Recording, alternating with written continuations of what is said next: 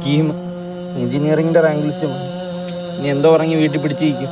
ശരിയാളിയാ, പക്ഷെ ഞാൻ ആലോചിക്കുന്നതല്ല, നമുക്ക് ഒന്നുകൂടെ ചെയ്താല് ചിലപ്പോൾ അടുത്തതിനാണേലോ നമുക്ക് വിധിച്ചേക്കുന്നേ. എന്തോ അളിയാ, ഇത്രയെന്ന് വെച്ചാൽ വർഷം പോകുന്നു. കൂടെ പഠിച്ചവന്മാരൊക്കെ കോളേജും കഴിഞ്ഞ് ജോലിക്ക് കയറാറായി, പെണ്ണും കെട്ടാറായി. അല്ല, പെണ്ണൊന്നും കെട്ടാറായി. അത് ശരിയാ, ഞാൻ വീട്ടിൽ നിന്ന് അവതരിപ്പിച്ച് നോക്കി. ഏതാണ്ട് അവർക്ക് സമ്മതമാണേ. ഏത് എന്താണ്ടാ ഇറക്കാം, നിനക്ക് നാണം ഇല്ലേ? ഇനിയെങ്കിലും വല്ല വീട്ടുകാർക്ക് വേണ്ടി ജീവിച്ചൂടെ?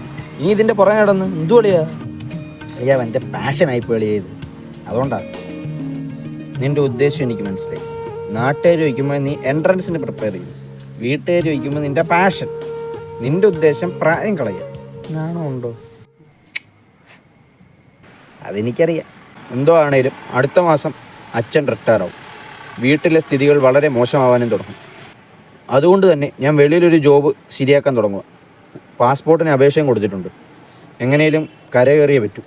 പോവാന്നോളിയാ, നിങ്ങളൊക്കെ വിട്ടിട്ട് നീ പോവാന്നോ? അയ്യോ, ഞാനല്ല, എനിക്ക് ജോലിയൊന്നും കിട്ടത്തില്ല. ഞാൻ അച്ഛൻ അവിടെ ഒരു ജോലി ചെയ്തിട്ടുണ്ട്. റിട്ടയറായിട്ട് വീട്ടിൽ ഇരുന്ന് നമ്മുടെ വീട്ടിലെ കാര്യങ്ങൾ നടക്കും. എനിക്ക് മാസത്തിന് ഇടയ്ക്കിടയ്ക്കുള്ള എൻ്റെ ചിലവ് നടക്കും. അച്ഛന് വേണ്ടി പ്രാർത്ഥിക്കുക എന്നുള്ളതേ ഉള്ളൂ ഇനി. ഓ, സമാധാനമായി. ഞാനിവിടെ പന പോലെ ഇരിക്കുമ്പോൾ ഒറ്റയ്ക്ക് രക്ഷപ്പെടാനോ? അത് സമ്മതിക്കത്തില്ല.